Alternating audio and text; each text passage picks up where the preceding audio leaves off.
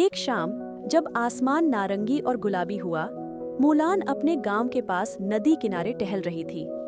वार्षिक चंद्र उत्सव शुरू हो रहा था और गांव वाले आकाश में जगमगाती लालटेन छोड़ने की तैयारी कर रहे थे। जैसे ही मुलान तैरती रोशनियों की सराहना कर रही थी, एक लंबी सफेद दाढ़ी वाला बुजुर्ग उसके पास आया। उसके हाथ में एक अंजलि लालटेन थी जिस पर सुनहरे पैटर्न बने थे। बुजुर्ग ने जानकार मुस्कान के साथ कहा, तुम्हारी आत्मा मजबूत है, युवा योद्धा। क्या तुम मेरी मदद करोगी? मुलान ने सावधानी से लालटेन ली। हाँ बिल्कुल, पर यह लालटेन क्या खास है? बुजुर्ग ने फुसफुसाकर कहा, यह इच्छाओं की लालटेन है। ये एक इच्छा पूरी करती है, पर केवल बहादुर और दयालु दिल वाले के लिए। मुलान ने आश्चर्य से आंखें फैला दी। सच में एक इच्छा? बुजुर्ग ने सिर हिलाया। पर सोच समझकर चुनना। इच्छा तभी पूरी होगी जब वह किसी और के लिए हो। मुलान ने खुशी से भरे त्योहार को चारों ओर देखा। बच्चे जुगनुओं के पीछे खिलखिलाते भाग रहे थे और परिवार साथ बैठकर मून केक खा रहे थे। उसका दिल गर्मजोशी से भर गया।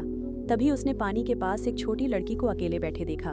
लालटेनों को तैरते देख उसकी आंखें उदास हो गईं। मुलान उसके पास घुटनों पर बैठ गई। क्या तुम ठीक हो? उसने धीरे से पूछा। लड़की ने नाक सिकोड़ी। मुझे पिताजी की याद आती है।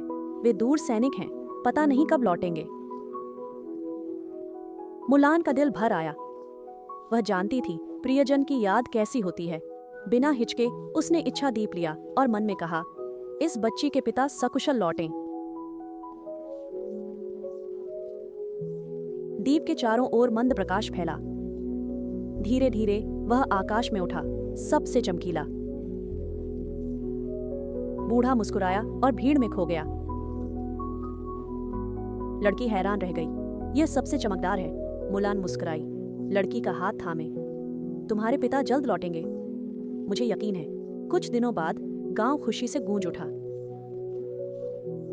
सैनिक लौटे, उनमें लड़की के पिता भी थे। वह खुशी से रोती हुई पिता से लिपट गई। मुलान ने भीड़ से मुस्कुराकर देखा। इच्छादीप ने काम कर दिया था, जादू से नहीं, प्रेम और आशा से। हर चंद्र उत्सव पर मुलान दीप छोड़ती, दूसरों की खुशी के लिए।